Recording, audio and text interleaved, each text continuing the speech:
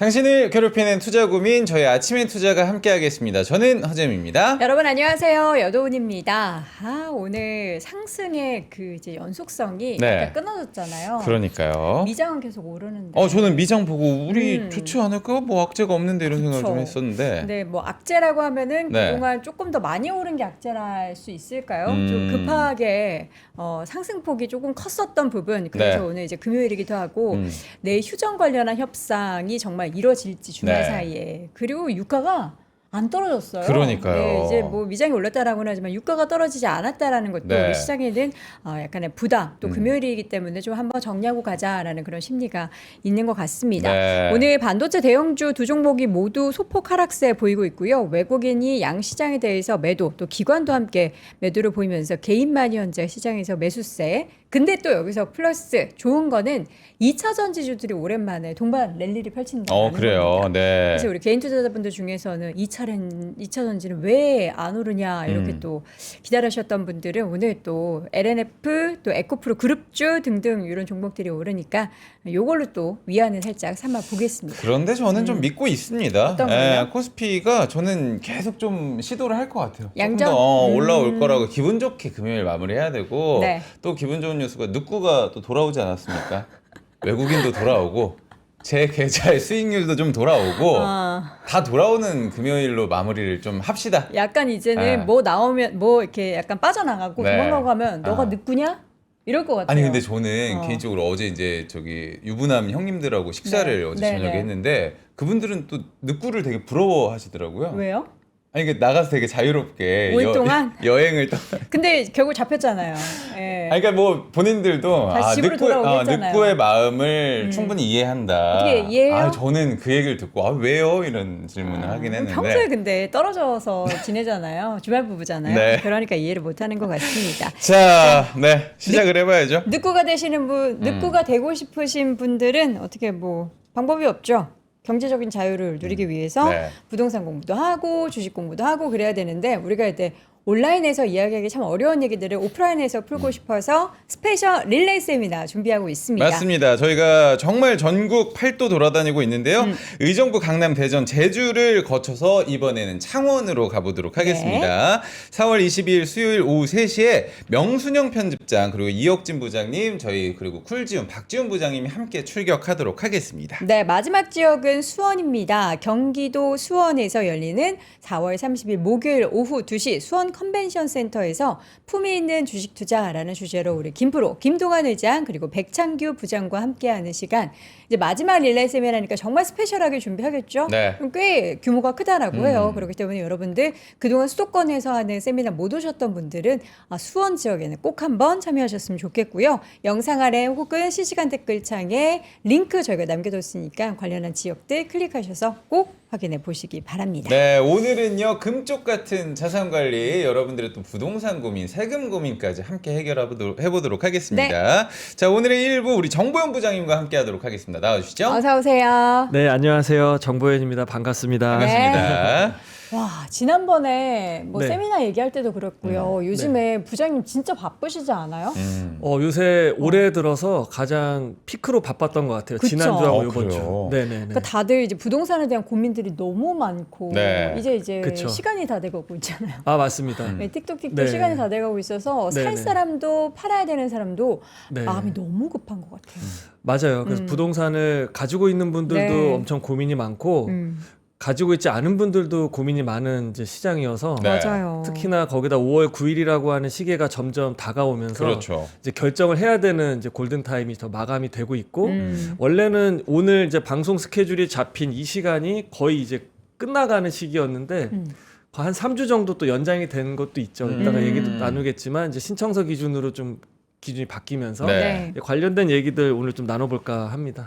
어떻게 바뀐 건지가 궁금한데요. 그러니까요. 네네. 네. 먼저 그것부터 말씀을 드리면 네. 그 5월 9일이 딱 기준이 돼서 그때까지 다주택자가 그 매매 계약서를 작성하는 그 기준일이 5월 9일이었고 네. 잔금이나 이제 소유권 이전 등기는 나중에 되면 그건 상관없이 이제 그 이제 중과 유예를 해주는 거였는데 매매 계약서를 체결하기까지 일단 토지거래 허가를 이제 득해야 되잖아요. 네. 그러려면 신청서를 제출해야 되고 보통 관할 구청에서 처리를 할 때 빠르면 며칠 안에도 이게 통과가 되지만 길어지면은 한 2, 3주 걸릴 때도 있고요. 맞아요. 네. 네, 그리고 최근처럼 딱 기한이 있을 때는 또 많이 갑자기 몰리면서 병목이 생겨버리면은 좀 그 밀리게 되는 경우도 있다 보니까 아예 혼선을 방지하기 위해서 대통령께서 메시지를 던졌고 네. 바로 정부에서 이걸 바꾸면서 그 토지거래 허가 신청서 접수만 5월 9일까지 들어오면 나중에 이제 신청을 득하고 계약서를 이제 바꾸고 요거까지는 다 인정해주겠다. 예, 인정해주겠다. 그러면서 한 3주 정도 시간이 더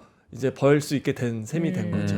네. 3주 동안은 시간이 벌어졌다. 그러니까 네. 어쨌든 뭐가 됐든 계약서 작성까지는 아니더라도 토지거래 허가 네. 신청서까지는 무조건 5월 9일까지 네네 맞습니다. 해야 되는 거죠. 네네 맞습니다. 요즘 부동산 매물이나 막 그런 네. 유튜브 영상들, 네. 쇼폼도 이런 거 보면 네. 보잖아요. 그러면 그 기한이 계속 써 있어요. 아 맞아요. 4월에 계약해야 합니다. 네. 늦기 전에 계약하세요. 뭐 네. 이러면서. 맞습니다. 아. 예. 그리고 초초 특가들이 그렇게 많이 아, 나오더라고요. 금매들이 그쵸. 그렇게 많이 네. 나오는구나. 예, 이제는 뭐 점점 날짜가 다가오면서 이제 급해진 매물들이 이제 호가를 더 낮추는 이제 그런 매물들이 나오기 시작하는 거죠. 네. 네. 많은 분들이 이제 부동산 매매가 점점 좀 힘들어진다라는 얘기를 좀 던져주고 계시는데 네. 네, 맞습니다. 저희가 사실 이 중동발 리스크 때문에 네.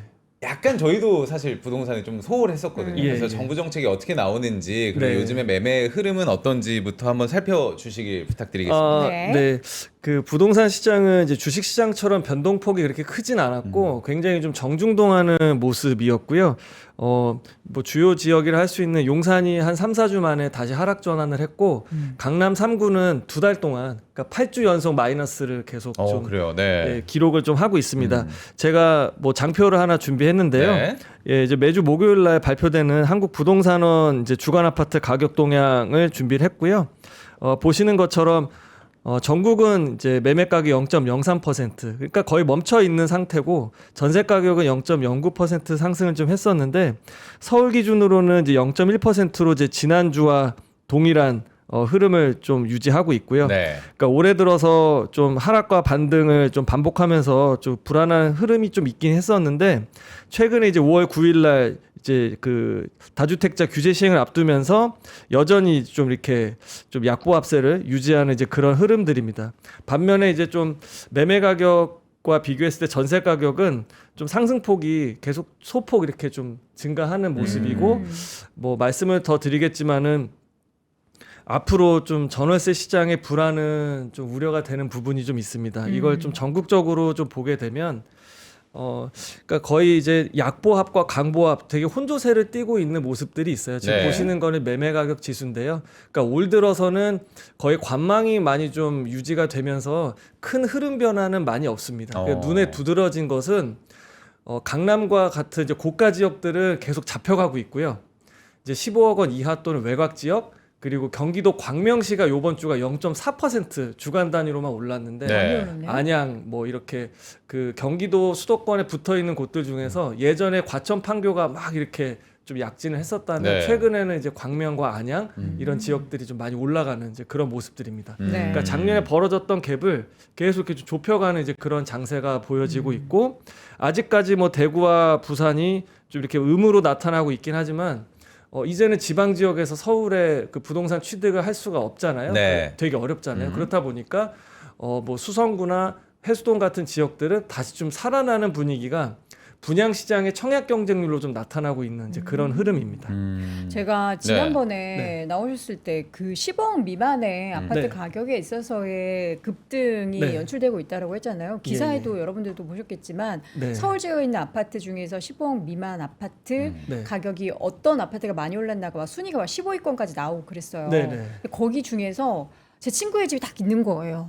아 그래요? 그 친구가 작년 이맘때 딱 네. 집을 샀거든요. 네. 10억 초반인가? 네. 아. 그래서 지금 벌써 14억 얼마까지 이렇게 14억 까지요? 붙었더라고요. 아, 네네네. 배가 좀 아프셨어요?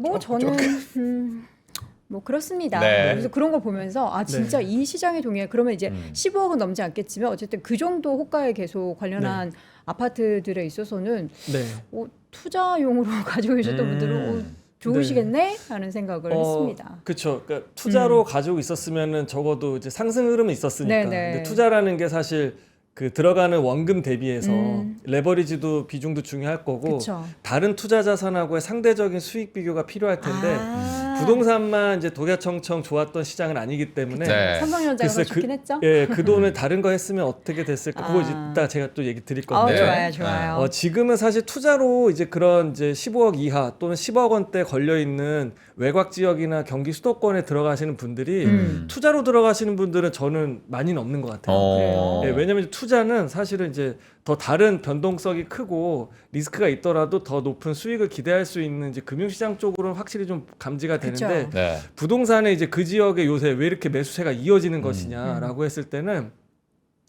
집을 사서 이제 거주를 해결하던가 아니면 임차로 전월세로 거주를 해결해야 되는데 지금 전월세 시장이 크게 묘수가 없어요. 그러니까 주거비가 많이 올라갑니다.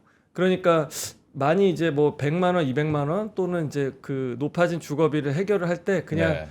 정부 대출을 받아서 좀 저리로 이렇게 내 집 마련에 나서는 이제 그런 수요들인 것 같아요. 실수요가 네. 훨씬 많다. 그렇죠. 거기는 이제 규제가 더해지진 않았으니까 네. 이제 그분들은 가는 게 있고 또 하나가 요번 달 들어서 아파트 분양이 좀 많이 있었거든요. 서울에서. 네. 신규 분양. 근데 보면은 이제 그 신축 분양의 분양가가 전용 84 타입 기준으로 해서 15억 미만이 거의 없어요. 네. 그러니까 이제 새 아파트가 나오는 이제 그 단가 자체 레벨이 15억의 기준이 있다 보니까 기축 매매가 이제 그걸 또 레퍼런스 삼아서 가격의 상방 요인으로 작용을 하니까 빨리 그러면은 그냥 나서야겠다.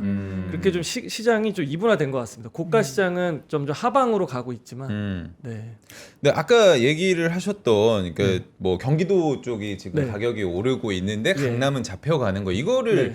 사실 저희가 생각을 했을 때는 네. 약간 외곽으로 조금 실수요자들이 나가는 건가라는 느낌을 받기도 하는데 네, 네. 이 이중 구조에 대해서는 어떻게 좀 분석을 하고 계세요? 일단 가장 큰 거는 현재 금융 그 제도 자체가 고가로 갈수록 대출을 안 해주는 그런 이제 시스템이잖아요. 그렇죠. 네. 그러니까 15억까지는 6억 최대가 나올 수 있고 25억까지 4억, 25억을 초과하면 2억인데 살려고 하는 이제 내 집 마련 수요는 잠재적으로는 다 있는 것 같아요. 네. 있는 것 같은데 구매까지 이어지려면은 이제 금융이 붙어줘야 되는데 이게 고가로 갈수록 붙지 못하니까 네. 유효한 수요까지 이게 커지지 못하고 거래가 이제 살아나지 못하는 이제 그런 분위기에서 호가가 점점 떨어지는 분위기라서 네. 고가는 좀 잡혀가는 분위기고 어.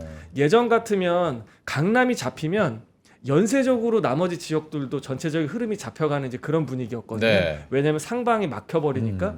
근데 지금은 좀 이런 이원화된 구조가 예전과 좀 다른 정책의 어떤 이제 파이프라인이 있는 것 같아요. 네. 그러니까 정부의 방향은 부동산을 통한 투기 수요는 확실하게 좀 진입 자체를 차단을 시키고 근데 실수요까지는 차단할 수 없으니까 여기는 이제 뭐 생애 최초나 신혼부부나 이런 이제 청약대 제도도 공급을 확대해주고 네. 대출도 좀 이렇게 계속 좀 지원을 해주니까 이쪽에 대해서는 매수세가 좀 붙는데 전세자금 대출 자체는 또 안 해주거든요. 그러니까 이제 월세를 살거나 아니면 내 집 마련 하거나 이제 두 가지 선택지 중에서 그래도 좀 이제 가격대 맞는 그러니까 예전에 똘똘한 한 채가 좀 더 각광받는 시대였다면 네. 지금은 실속 있는 한 채, 그러니까 세금 규제에서 자유롭고 아직 좀 상승폭이 좀 덜했던 이제 그런 곳들이 좀 가고 있는 거고 이게 시간을 두고서 저는 경기도 수도권으로 좀 확대될 것으로 보고 있어요. 네. 그러니까 예전에 서울의 외곽지로 갈 것이냐 아니면은 수도권에서 좀 좋은 곳으로 갈 것이냐라고 했을 때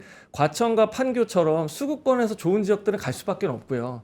이곳들이 먼저 갔으면 그 다음 차급지나 가격이 덜 오른 곳부터 이제 좀 이어가겠죠 흐름을. 그게 이제 광명이랑 안양이 좀 많이 있었고요. 네. 맞물려서 이곳들은 뉴타운이나 뭐 그런 재건축이나 재개발과 같은 신축이 또 많이 있었어요. 네. 그러니까 광명만 보더라도 이제 신축 아파트가 33평, 4평이 한 17억, 18억 정도 가니까 강서구 평균보다 좀 비쌌던 거예요. 그러네요. 예, 그러니까 네. 이제 이곳들의 뭐 재건축도 따라가고, 그러니까 실수요자들이 좀 이렇게 좀 들어왔던 그런 모습이었죠. 분양 시장은 서울 네. 지역 안에서도 네. 어느 지역이 가장 좀 주목을 받고 있을까요? 서울에서 요번 달에 좀 핫했던 게 그 이촌동이 원래 좀 오래된 아파트들이 굉장히 많고, 네. 여기 동부이촌도. 네네 동부 이촌동 보면은 나홀로 단지도 많고요. 어. 그 우리는 이제 얘기할 때 맨션 하는데 네. 실제로 가보면 맨션으로 막 맞아요. 적혀있고 맨션. 맨션. 예, 그러니까 70년대 표기법으로 상하 맨션. 네 맞아요. 네. 빌라 맨션 이런 아, 거 있고 그래서 네. 코스모스 맨션 이런 것들 많이 있는데 그러니까 그만큼 이제 노후화가 많이 진행이 됐고 신축의 공급이 없었는데 이촌 르엘이라고 해서 예전에 이제 현대 맨션 현대 아파트가 리모델링 돼서 이게 이제 지지난주에 분양이 있었고 네. 그리고 얼마 전에는 뭐 노량진에서도 새롭게 이제 6구역에서 재개발된 게 분양이 또 이제 됐었는데요. 네. 분양가가 25억 6억입니다. 근데 강남보다 분양가가요? 네, 분양가가. 이게 강남도 가깝고 여의도도 가깝다 보니까. 네, 그쵸. 맞아요. 이제 그런 이제 그런 게 좀 최근에 좀 많이 나오고 있고 네. 올해도 좀 되는 것들이 좀 있어서 그 관심들이 많이 있고 음. 이쪽은 이제 경쟁률이 뭐 700대 1, 1000대 1 넘게 나오고 있죠. 로또 청약이 이제 거의 막차가 될 것이다. 뭐 이런 얘기들이 좀 있고.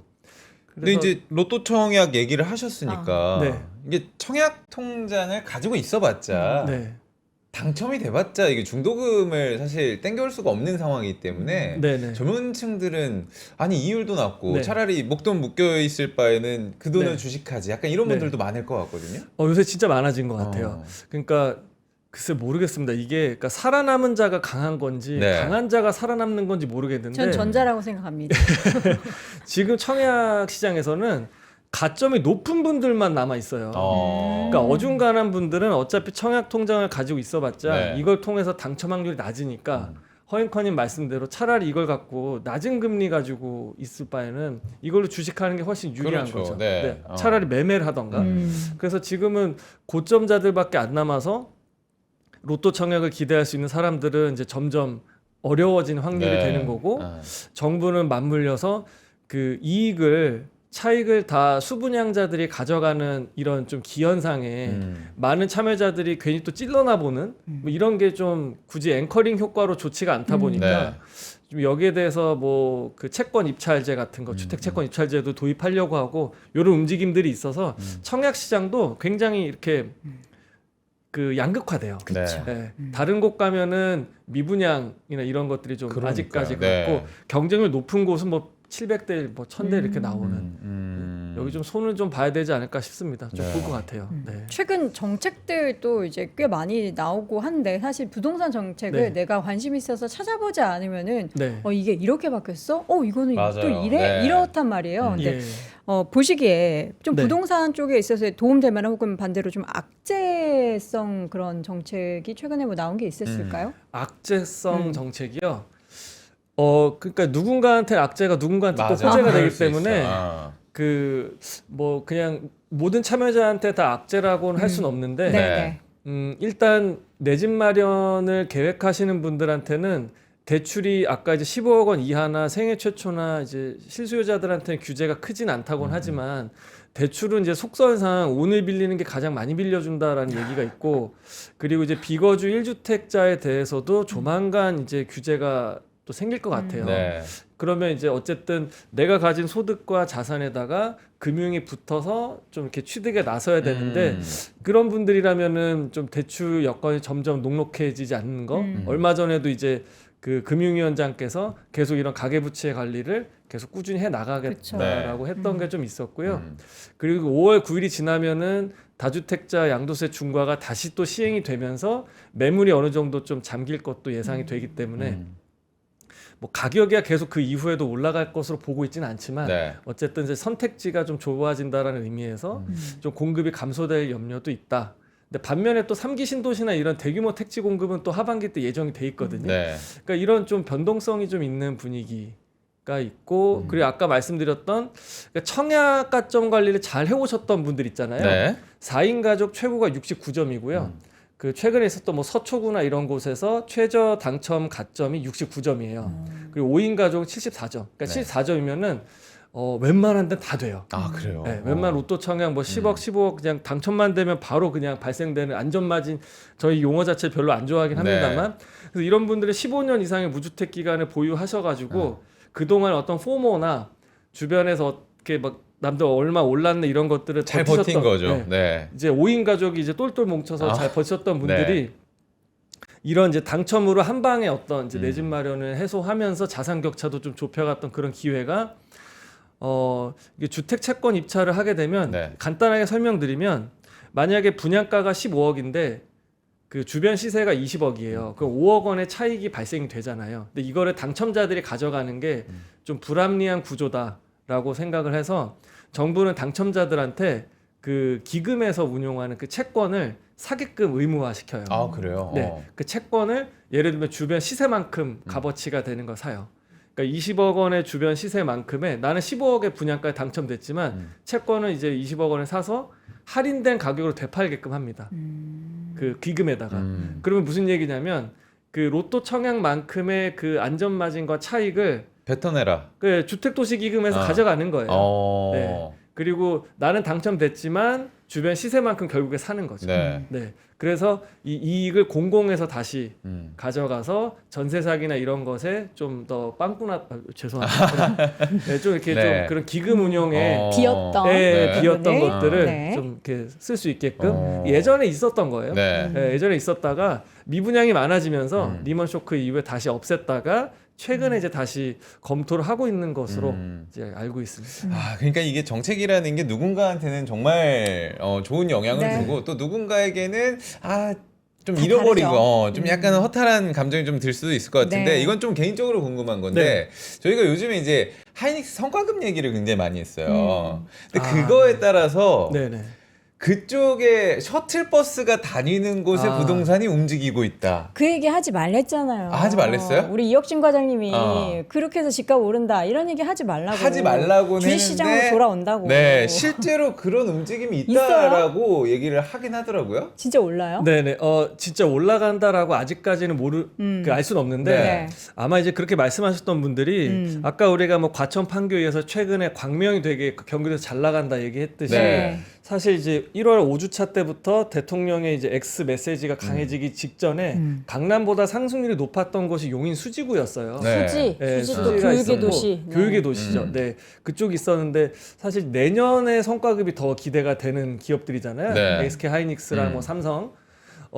실제 제가 상담도 해봤어요. 그러니까 기업의 이제 퇴직연금 가입 기업들에 대한 이제 세미나 나가다가 네. 개별적으로 이제 질의응답을 하는데 결혼을 앞둔 이제 예비 신혼 부부였는데 배우자 될 분이 이제 하이닉스를 다녀서 박수부터 쳐드렸겠네요. 상담하면서 좀 부러웠습니다. 어. 네, 부러웠는데 일단 그 남편 되실 분은 마곡지구가 직장이고요. 마곡. 네, 배우자가 다 이제 예비 예신님이라고 하죠. 예비 그분이 신부님은 이제 삼성이래요? 네, 그분이 이제 SK 하이닉스 다녀서 그러면 이제 두 분이 이제 출퇴근 여건을 고려하면 너무 끝에서 끝 아닌가요? 네, 너무 끝에서 끝이죠. 그렇긴 하네요. 그러니까는 뭐 네. 송파구 남부나 강동구나 뭐 경기 성남 분당구 이렇게 되는 거죠. 네네. 근데 여기서도 뭐 서울 강서구까지 너무 머니까. 그쵸. 네. 그 얘기하시는 걸 들어보면 어쨌든 지금 당장에 집을 사거나 가격을 올린 건 아니지만 역시 이제 부동산의 수요에서 그 소득이 가져다주는 어떤 이제 구매력의 이런 부분들이 그쵸. 좀 달라지고 양으로 있죠. 작용하겠다. 물론 이제 그분들 말고 내 집 마련이 이미 되신 분들은 세금 때문에 집을 더 사거나 그렇죠. 부동산 그런 얘기를 늘리긴 좀 하셨어요. 어려울 거고 아마 이제 다시 또 그게 퇴직금 계좌나 뭐 경영 성과급 DC나 아니면은 뭐 주식 시장으로 많이 또 유입이 되겠죠. 근데 요새 뭐 어쨌든 이제 구매력이 높아지면서 그 지역에서 어쨌든 소비가 이루어지고 확실히 경제적 다르죠. 과실이 그 도시로 가는 거는 네. 도시 경제에서 얘기하고 있는 부분이 있습니다. 근데 집값으로는 좀 지켜봐야겠죠. 다른 요인들 복합적으로 있을 것 같긴 합니다. 보통 뭐 네. 그 주변에 있는 백화점의 매출이 늘어난다, 맞아요. 집값이 맞아요. 올라간다, 네네네, 뭐 이렇게는 그렇습니다. 하지만 네. 사실 그분들도 지금 주식시장이 이렇게 네. 좋아서 그 돈을 바로 무언가를 소비하고 네. 네. 집을 사기보다는 일단 조금 더 불리자라는 게 제 오. 주변에 이제 삼전 SK 네네. 하이닉스 다니는 친구들이 그러더라고요. 네, 그 관련해서 그렇습니다. 제가 그래서 재미난 연구를 최근에 하고 있는데요. 어떤 연구요? 아직 그 확실히 검증을 이제 아직 인증을 받지 못해서 오늘 갖고 오진 않았는데 네. 아마 이제 다음번이 되면은 5월 9일도 이제 지났을 그쵸, 거고 그쵸. 제가 뭘 갖고 있냐면 연구하고 있냐면 작년 한 하반기 정도까지만 해도 지금 현재를 기점으로 해서 5년 전하고 네. 10년 전, 15년 전, 20년 전을 돌이켜 보면 부동산과 이제 금융, 그러니까 이제 아파트와 주식 이 두 개 그 대표되는 투자 자산의 누적 수익률 비교해 보면 최근에 코로나 이후에 뭐 잠깐 이제 주식시장도 좋았긴 했지만 네. 2023년, 4년, 5년 이제 서울 집값이 너무 급등을 하면서 아파트 수익률이 월등히 높았거든요. 그리고 전세 자금이라는 그 무이자 대출의 레버리지 효과도 있고 목돈이 들어가는 것 때문에 수익이 훨씬 컸는데 네. 지금 이제 딱 그 우리나라에서 실거래가를 공개한 지가 딱 20년 됐어요. 2006년부터 이걸 했거든요. 그래서 2006년 1월부터 올 1월까지 그 20년 동안 매월 평균 아파트 평균 매매 가격하고 그리고 코스피의 이제 매월 이제 그 지수를 이제 시계열로 쫙 그래프를 그렸는데 지난 5년 수익률이 그 주식시장이 이제 드디어 역전을 역전을 했어요? 했더라고요. 근데 5년뿐만이 아니라 5년, 10년, 15년, 20년 다 주식시장 수익률 높아요. 그래요. 네. 근데 여기서 이제 그 통제 변수가 그런 보증금과 같은 전세 보증금을 끼고서 그 이제 레버리지로 들어가는 그 비율에 따라서 이제 수익금이 달라질 수 있잖아요. 네. 근데 이게 예전에 부동산 시장은 많았고 주식은 이런 게 없었잖아요. 그래서 이게 단순 비교가 어려웠는데 지금은 이제 전세자금 대출 안 되고 갭 투자 안 되고 그냥 내 집을 아예 통으로 사서 가던가 이것밖에 안 되니까 네. 좀 비교가 조금 더 될 수 있을 것 같은데 요건 조금 더 완성도가 생기면 말씀을 드릴 텐데 이 말씀 왜 드리냐면 뭐 집은 이제 한 채 정도는 필수 재화니까 그렇다 치고 그 이후부터 자산 배분을 할 때 네.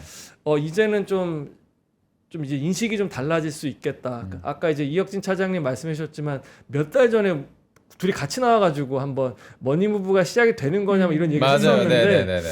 지금 흐름이 글쎄요 이제 5월 9일 지나서가 더 좀 지켜봐야겠지만은 뭐 이런 뭐 견조한 흐름이면은 이거는 아무도 이제 진짜 장담을 못하겠다는 생각이 들더라고요. 그러면은 지금 이런 상황 속에서 혹시나 걱정 혹은 이제 뭐 지켜보고 있는 부분이 지방선거 이후에 네. 이 보유세라든지 이런 세금 카드를 혹시 네. 꺼내들 수 있을까? 더 강력한 정책으로 아예 네네. 못을 박아버리는? 네. 아니면은 보유세 아니더라도 지금 시장 괜찮은 것 같은데 이 정도 잠잠해지는 거 보면은 네. 어떤 쪽으로 갈 것 같아요? 이제 보유세 뭐 2부 때 세무사님 나오시지만 네. 그 세율 자체를 법을 건드릴 것 같지는 않고요. 그 보유세가 정해지는 그 공식이 그 이제 4월 30일 날 이제 확정이 되는 이제 공시 가격에다가 네. 여기다가 이제 69%를 곱해서 공시 가격 현실화율 이게 계속 변하는데 1년에 한 번 공표하니까 69%를 곱하고 그러니까 낮아지죠. 거기다가 이제 부동산 유형에 따라서 뭐 60%를 곱하고 70%를 곱하는 이제 공정 시장가의 비율이 있는데 이거를 아마 시행령으로 끌어올릴 거예요. 그러면 실제로 공시 가격도 올해 서울이 한 18% 올라갔잖아요. 네. 이제 이런 효과로 아마 보유세 인상이 될 가능성이 저는 굉장히 높다라고 생각이 되고요. 그리고 장기 보유 특별공제를 좀 축소시킬 것 같아요. 지금 1주택자에 대한 80%가 혜택이 너무 과도하고 한번 들어간 매물이 너무 잠겨 있기 때문에 뭐 안 나온다. 근데 여기에 대해서 지금 4월 8일 날 그 이제 국회의원들께서 올린 이제 그 법안이 있는데 네. 이건 뭐 되게 충격적으로 아예 폐지하자 뭐 이런 얘기도 있긴 한데 그렇게까지는 뭐 가능성이 높아 보이지는 않는데 현 시점에서 정부에서는 아마 좀 그 장특공 축소를 지금 논의를 하고 있는 걸로 알고 네. 있고요. 더불어서 이제 비주택 1주택자에 대한 비거주 1주택자에 대한 뭐 금융 규제나 이런 쪽도 많이 여론을 좀 이렇게 조사하고 수렴하는 것 같아요. 이렇게 되면 아마도 그 보유 부담이 되는 이제 이런 분들은 고민을 하겠죠. 이걸 계속 끌고 안고 있는 게 나한테 실익이 과연 있는 것이냐. 그렇죠. 예, 네. 이 측면에서.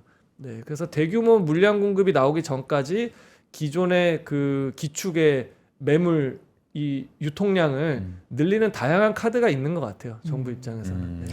사실 이제 5월 9일을 기준으로 해서 부동산 시장이 또 어떻게 판세 변화가 나타나게 될지가 그렇죠. 너무 궁금해요. 네네. 다음번에 나오실 때 부장님의 뭔가 되게 재미난 시장의 변화의 이야기를 또 풀어주실 것 같은데 네, 혹시 예상하고 계시는 뭐 시나리오는 뭐가 있으실까요? 지금 현재는 그 3주가 더 늘어난 효과가 있긴 하지만 네. 지금까지 늘어났던 그 매물 증가 속도에 비교했을 때는 조금 그렇게 많이 늘어나고 있지 않고 그러니까 이제 고민을 끝내고 내놓을 분들은 많이 내놓으신 것 같고 이제 매물이 이제 잠기는 수순으로 갈 텐데 그쵸. 그 잠기는 이제 매물의 이제 감추는 속도와 정부의 이제 보유세 카드의 어떤 이제 강도에 따라서 좀 기싸움이 계속 있을 것 같고요. 그리고 수도권과 그 지방 지역의 좀 선택적인 어떤 회복은 예상이 좀 되고 있고요. 그리고 고가 시장은 여전히 쉽진 않을 것 같아요. 네, 여전히 쉽진 않을 것 같고. 그들만의 리그. 네, 거기는 이제 매매가 일단 거래가 갈아타기도 지금 물리적으로 쉽지가 않고요. 그러니까 그냥 멈춰 있는 겁니다. 멈춰 있고 다만 6월 3일 날 그 이제 뭐 민주당은 이제 정원호 후보가 정해졌잖아요. 네. 그러니까 서울시장의 결과에 따라서 이제 그 이제 차기 이제 시장에 이제 서울시의 어떤 정비 사업에 대한 로드맵. 그러겠죠. 그러면 이제 고가 네. 지역은 재건축이 많이 엮여 있거든요. 이제 그런 어떤 이제 그려질 미래상들이 좀 점쳐볼 수 있을 것 같습니다. 네. 부동산 시장 이야기 일부 시간을 통해서 말씀 나눠봤는데요. 네. 한 달 뒤 이쯤 되면 또 어떻게 어떠한 변화가 있을지 맞아요. 여러분들도 함께 한 달 뒤 이 시간도 기대해 주시기 바랍니다. 정보연 부장과 함께했습니다. 부장님 고맙습니다. 감사합니다. 감사합니다.